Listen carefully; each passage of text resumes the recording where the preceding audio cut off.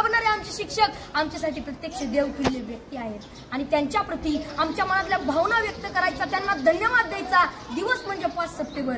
चिखलाच्या गोळ्याला आकार द्यावा लागतो, सोन्याला सुद्धा भट्टीत तापावं लागतं, दगडापासून जर मूर्ती घडवायची असेल तर त्याला सुद्धा टाकेचे गाव सोसावे लागतात. आणि तसंच जर मनुष्य नावाच्या प्राण्याला सुसंस्कारी माणूस घडवायचा असेल ना, बनवायचा असेल ना, तर त्यासाठी शिक्षण आणि शिक्षक दोन्ही गरजेचे असतात, तेव्हाच सुसंस्कारी माणूस तयार होतो.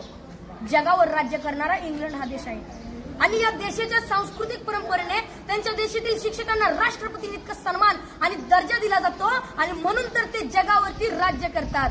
ज्याला क्रिकेटचा देव मानलं जातं तो मास्टर ब्लास्टर सचिन तेंडुलकर. त्याला प्रसार माध्यमांनी प्रश्न केला की तुम्हाला एवढी बक्षीस मिळाली, तेवढे पुरस्कार मिळाले, तर त्यातलं तुमच्या आवडीचं बक्षीस कोणतं? तेव्हा सचिन तेंडुलकरने सुंदर उत्तर दिलं. ते म्हणाले, मला एवढी बक्षीस मिळाली, मला एवढे पुरस्कार मिळालेत, अहो एवढेच काय, मला सर्वोच्च पुरस्कार भारत रत्न मिळालाय, पण त्यातलं माझ्या आवडीचं बक्षीस कोणतं असेल ना, तर ते म्हणजे मला माझ्या आचरेकर सरांनी दिलेली शाबासकीची थाप. ते जेव्हा म्हणतात ना शाबास सचिन, तेव्हा त्यांची ही शाबासकी मला भारत रत्नापेक्षा सुद्धा मोठी आहे. जी माणसं आपल्या जीवनात मोठी झाली त्यांनी आपल्या आयुष्यातील मोठेपणाचं यशच श्रेय आपल्या शिक्षकांना दिलंय. जगामध्ये एक सर्वात जास्त वाचलं जाणारं आणि सर्वात जास्त विक्री होणारं एक पुस्तक आहे आणि त्या पुस्तकाचं नाव आहे 7 Habits to Highly Effective People. यशस्वी लोकांच्या 7 सवयी. आणि हे पुस्तक लिहित असताना ते लेखकाने जवळजवळ 3000पेक्षा जास्त यशस्वी आणि सर्व क्षेत्रातील लोकांच्या मुलाखती घेतल्या होत्या. तर त्यामध्ये जवळजवळ प्रत्येक यशस्वी लोकांनी आपल्या यशाचं श्रेय आपल्या शिक्षकांना दिलंय. मनाच्या मोठेपणाचं सर्वात मोठं उदाहरण आपल्या शिक्षकांनी आपल्याला केलेल्या सहकार्याबद्दल कृतज्ञता व्यक्त करणे आणि मनाचा सर्वात मोठा खोटरडेपणा आहे की आपल्या शिक्षकांनी आपल्याला दिलेल्या ज्ञानाबद्दल जाण आणि कृतज्ञता नसणे. अशी माणसं फार मोठी होत नाहीत आणि पुढे जाऊन ती तोंडावर पडतात. असंच एका मनाच्या मोठेपणाचा एक मोठा प्रसंग या ठिकाणी मला सांगावा असं वाटतो.